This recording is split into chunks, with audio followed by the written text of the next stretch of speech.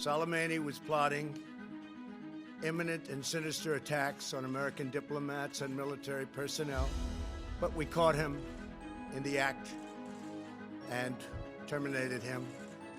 Soleimani has been perpetrating acts of terror to destabilize the Middle East for the last 20 years. What the United States did yesterday should have been done long ago. We took action last night to stop a war. We did not take action to start a war.